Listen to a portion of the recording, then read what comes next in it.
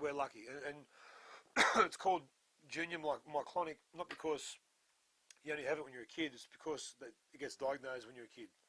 So so they've got that the rest of their life. They can play sport. They can be mothers, but it's just again, it's one of them aspects that to how to be a dad manual didn't have in it. Yeah. And when you got to call upon other resources that you don't know you have, and when you look back on what you've just gone through, you think, well, that was pretty intense. Yeah, and because I mean, I suppose you kind of take it all, like you said, you think, shit, it's my fault, or how can I control this, or you feel guilty. Yeah, you got no control. You feel guilt for your kid, like, should I have done this? Yeah. Or, and that comes out in different ways. Yeah, and, it does. And you don't know how, you're getting the well, shit. you know what? I didn't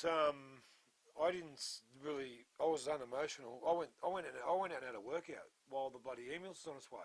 I don't know why.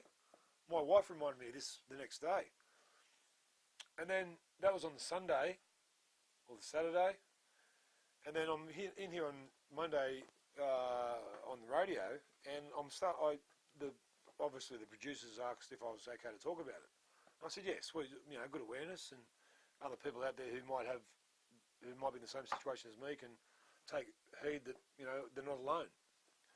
I remember I was in the break and I started talking about Montana and seeing, and straight away I went back to her having the seizure, and I just broke down on air. I went, shit, what am I doing?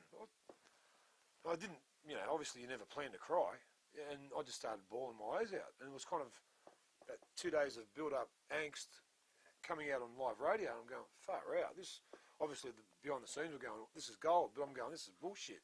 This isn't. And then my wife texts me, and she goes, well, why weren't you like that when it was happening? And I said, I don't know why. I just don't know. I didn't go in. I just went into another space, and that's what. Again, they don't teach you how you can react and what emotion there is. I kind of thought, well, I'm big and strong and tough. Anything that goes their way, I can help, but obviously I couldn't. And that was the first time I felt vulnerable as a father. But I've learnt to now realise that there is things out there that I can't beat, and I've got to be. I can't be the saviour all the time, but I've got to be the nurturer and make sure that when things do go wrong, which it's the odds are that they're going to have some other dramas in their life. Yeah. Just how you react to them dramas is how good and how quickly they recover. Yeah, like you already said, your daughter's had a breakup. You can't always say you got to become this, the shoulder to cry, and you got to be able to help people through just by being vulnerable yourself and just being able to go, yeah, okay, I'll be there to help you through whatever you're doing. It's funny, but my son as well, my oldest boy, who was going out with a girl for a couple of years, they had about 6 months off, but now back seeing it. But I never felt the need to interrupt their, like, we'll say something to him. It's funny how we as dads treat our kids differently. Obviously, we're always joking home. I call the kids around the table Monday nights. I said, okay, get ready for the list. It's a list of 1 to 5 and where they rank in the rankings this week. Okay, Rafferty, you've been a bastard. You're number 5, and they have a good giggle about it.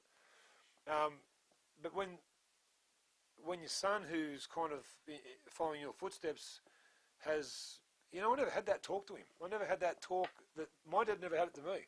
So I didn't know what that talk is. I think, well, you find out, especially these days with iPhones and internet so accessible, you find out a lot of things before we even found out, as adults now.